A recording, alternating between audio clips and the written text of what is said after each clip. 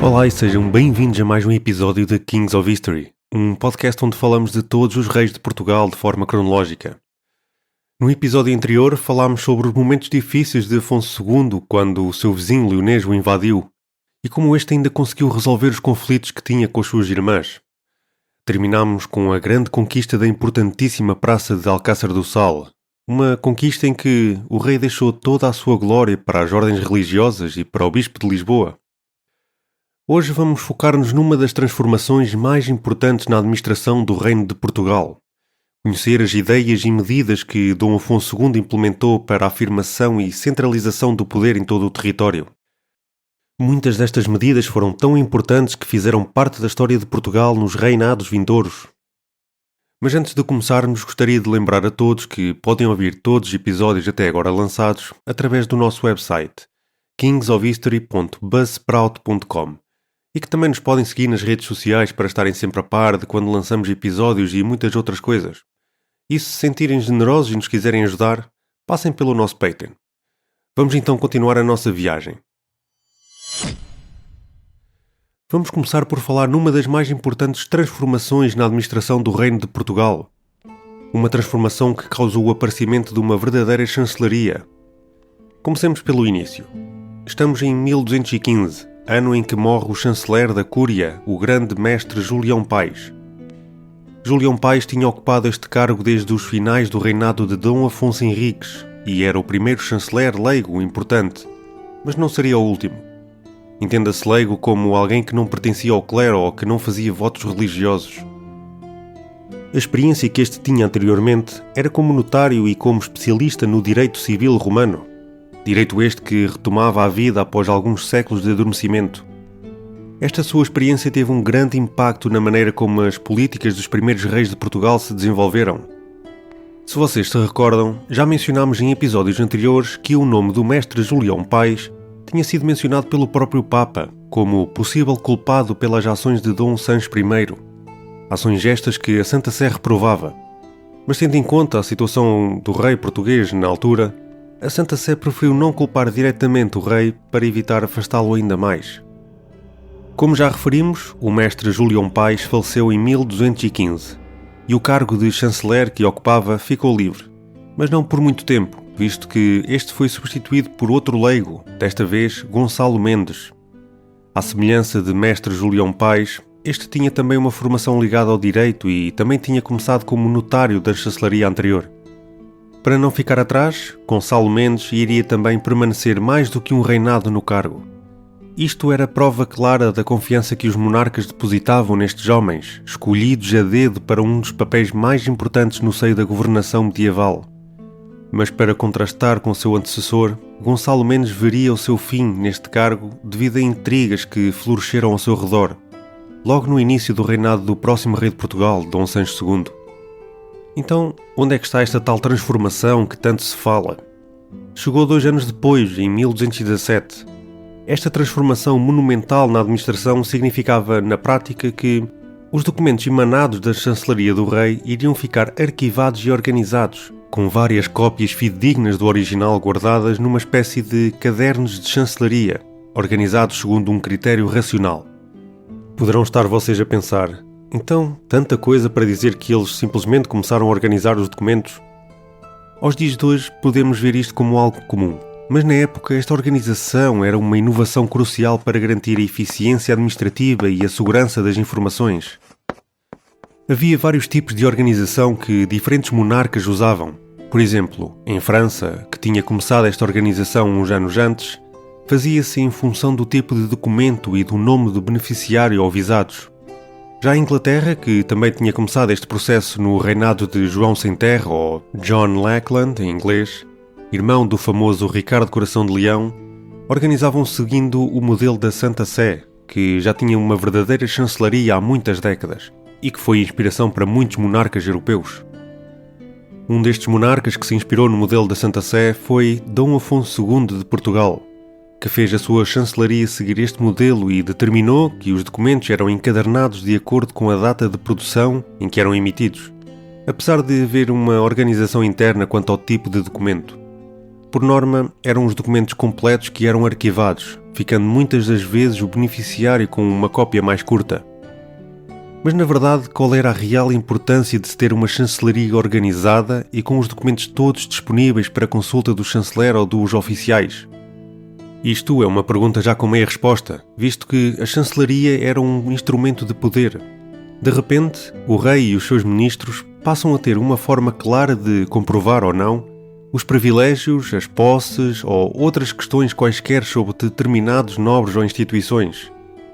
Este espólio documental continha todo o tipo de documentos, como doações, sentenças e outros processos. A partir daqui, os abusos de poder e de privilégios tinham os dias contados, porque, em simultâneo com este processo de organização da chancelaria, começaram umas práticas chamadas de confirmações. As confirmações eram o processo em que o rei volta a confirmar, mediante documentos atualizados, os privilégios que os seus antepassados tinham passado a certos indivíduos ou instituições. Estas confirmações evoluíram de forma natural para o processo de fazer uso da enorme quantidade de documentos da chancelaria para começar a averiguar se existia alguma base documental que justificasse certas possessões e regalias que alguns grupos privilegiados do reino gozavam. A este processo chamamos de inquirições, que na verdade só entraram no ativo em 1220 e que iremos falar um pouco mais à frente. Ao contrário do primeiro testamento do rei, datado de 1214, e de outro documento que chegou até nós, mais nenhum ato documental desta época foi redigido na língua vulgar e todo o espólio desta primitiva chancelaria estava redigido em latim, talvez para que ninguém pudesse mais tarde contestar a legitimidade dos documentos emanados. Esta medida vai ao encontro com outra muitíssimo importante que aconteceu logo no início do reinado de Dom Afonso II, o aparecimento de um tabelionado profissional e que se estendia a todo o reino. Mas o que era um tabelionado? Bem, um tabelionado era constituído por tabeliães, oficiais que redigiam e autenticavam documentos importantes, dando fé pública aos atos escritos, tal como os notários fazem hoje em dia. Eram eles que redigiam os documentos com as fórmulas escritas próprias e a linguagem correta do ponto de vista jurídico. E no final eram eles que aplicavam ao documento o chamado signum tabelionis, uma espécie de selo. Sabemos que nos reinados seguintes era comum a prática de que todos os documentos, fossem vendas, doações, contratos ou qualquer outra coisa, tivessem a autenticação de um tabelião. Queremos só dizer que o aparecimento do tabelionado no reinado de Dom Afonso II não significava que não existiam atos de autenticação nos reinados anteriores. Mas é com este monarca que, pelo que sabemos pela documentação a partir de 1214, que este ofício começa a consolidar-se e a transformar-se no que viria a ser mais tarde na história de Portugal. E, embora esta profissão viesse a ser um pouco negligenciada pelo próximo rei de Portugal, estes eventualmente acabaram por cobrir toda a malha administrativa do território, com cidades e concelhos a terem um número determinado de tabeliães, dependendo da sua importância ou população. Estes, a certo ponto, começaram a ser pagos com o tesouro público, e tudo isto começou com Dom Afonso II. Com tudo isto, podemos ver o surgimento desta verdadeira instituição do tabelionado como uma medida dentro do processo de afirmação e centralização do poder de o rei em todo o território. Como, perguntam vocês? Como é que o tabelionado ajuda a reforçar o poder do rei, conhecido na documentação como ius regalium? A resposta é simples. Mesmo nos territórios dos nobres ou bispos, que eram independentes da autoridade e dos impostos do rei, estes não podiam fazer contratos ou emitir documentos sem alguma forma de autenticação reconhecida pelo aparelho administrativo central. Isto significava que, ao assinarem estes documentos, estes admitiam que o poder régio era superior ao seu, apesar da sua imunidade.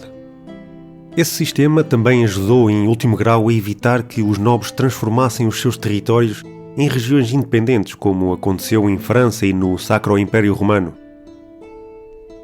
Estamos quase a chegar a 1220 e às famosas inquirições. Mas antes temos de falar de umas doações feitas pelo rei à Igreja, visto que estas estão, de certo modo, relacionadas com as futuras inquirições.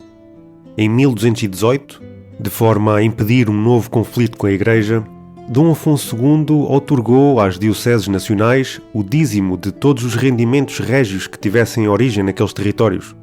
Ou seja, todas as rendas de territórios régios dentro da província de Lisboa, por exemplo, seriam entregues à própria diocese. Esta doação foi efetuada no dia 13 de abril de 1218, uma sexta-feira santa, e era vista com um agrado por parte de quem as recebe. Mas qual era a real intenção do rei?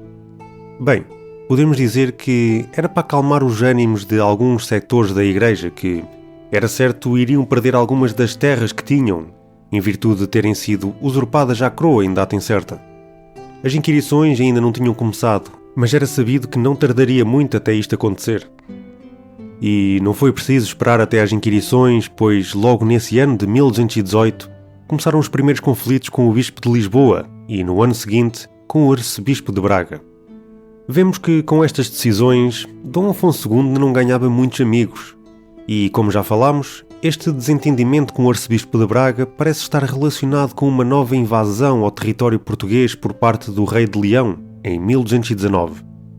Sim, Afonso IX de Leão estava novamente a invadir terras portuguesas depois de se ter reconciliado com o seu filho, depois daquilo que aconteceu em 1217, quando o seu filho subiu ao trono de Castela com a ajuda da sua mãe, Berengária.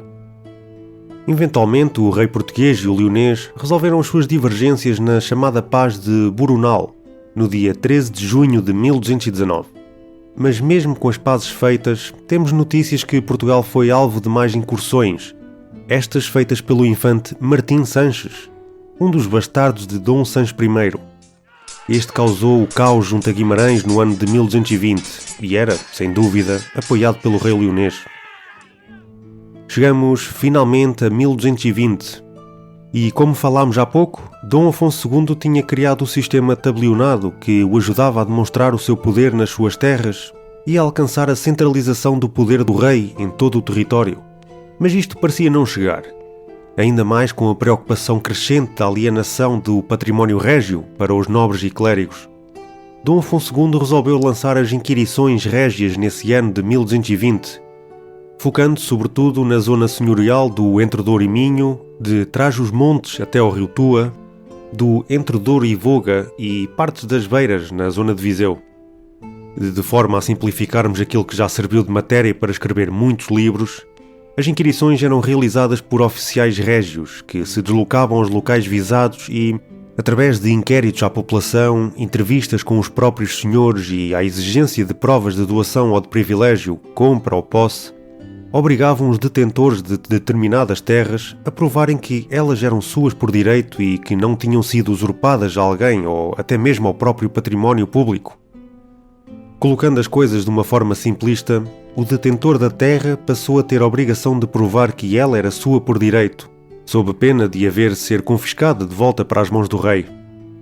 Estas inquirições constituíam um verdadeiro ataque aos privilégios dos senhores e provaram que muitos dos territórios que eram agora senhorios tinham sido assim tornados por meios ilegais ou por simples usurpação.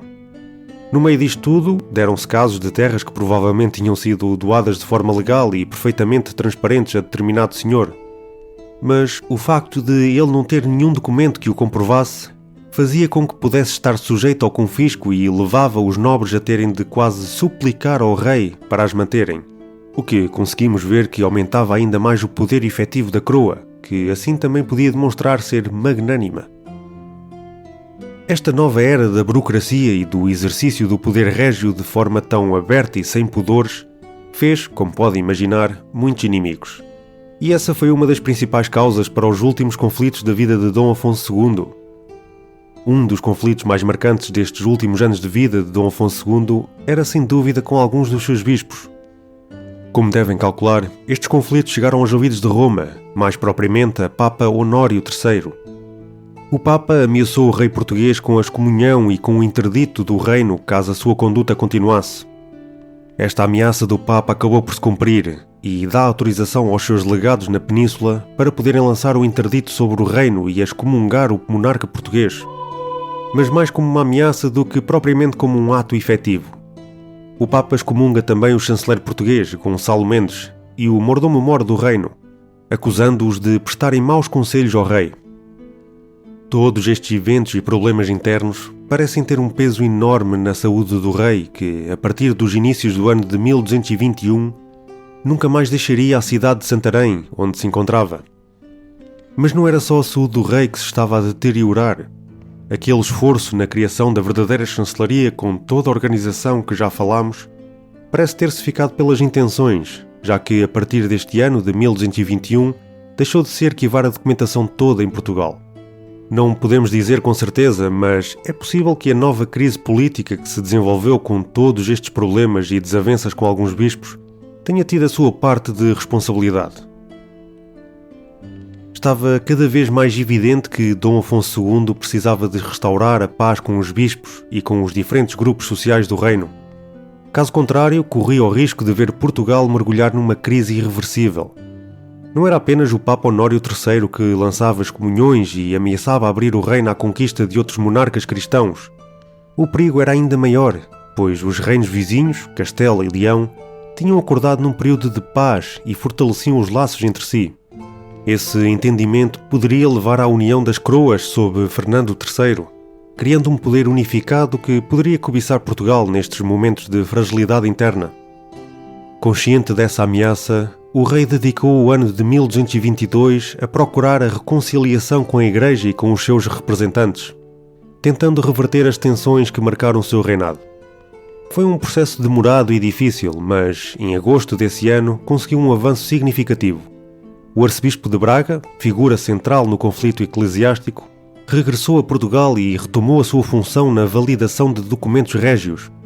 Este gesto simbolizava um passo importante para a pacificação entre a monarquia e a Igreja. Importante para esta reconciliação foi o Deão de Lisboa, chamado Mestre Vicente. Falaremos dele no futuro. Contudo, o peso das disputas e, sobretudo, os problemas de saúde que atormentavam há anos o monarca português começaram a afastá-lo da governação ativa. A partir deste momento, Dom Afonso II tornou-se uma sombra de si mesmo. O homem que desafiara a Igreja e tentara consolidar o poder régio desaparecia lentamente da cena política, deixando o governo do reino num estado de incerteza. A morte apanhou-o no dia 25 de março de 1223, na cidade de Santarém, onde vivera os últimos 2 anos da sua vida. Sem esplendor nem glória militar, Dom Afonso II partiu, deixando para trás um reinado controverso, marcado tanto pela inovação na administração do reino, como pelos conflitos que o fragilizaram. O seu nome ficaria para sempre ligado a um período de transformação e tensão que, apesar de tudo, ajudaria a definir os contornos da monarquia portuguesa no futuro.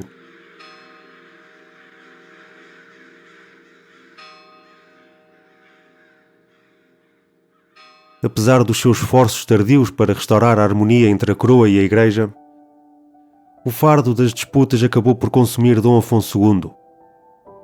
O monarca que enfrentara turbulências dentro e fora das fronteiras do seu reino encontrou por fim o silêncio da morte, deixando atrás de si um legado de desafios e aprendizagens para os que o sucederiam. A sua governação foi marcada por reformas administrativas e pela consolidação do poder régio, mas também por um afastamento dos ideais da cavalaria e conquista que haviam guiado os seus antecessores. O rei, que privilegiou a pena sobre a espada, viu-se, no fim da vida, prisioneiro das próprias escolhas e do próprio corpo, debilitado e afastado do exercício ativo do poder. Com sua morte, Portugal não perdeu apenas um rei, mas um soberano que, apesar dos conflitos, procurou afirmar a autoridade régia num tempo em que o equilíbrio entre a Igreja e a monarquia era frágil. O seu reinado abriu caminho para mudanças que moldariam o futuro da coroa portuguesa, lançando os alicerces para um país mais centralizado e menos dependente das influências eclesiásticas. E assim, o reino português viu partir o seu monarca que não se destacou pela glória dos campos de batalha, mas pela determinação com que tentou governar. Com ele, desaparecia um homem incompreendido pelo seu tempo, mas que, no desenrolar da história, se revelaria uma peça fundamental na construção de Portugal.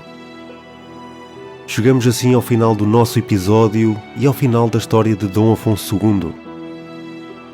Obrigado e um bem-aja a todos.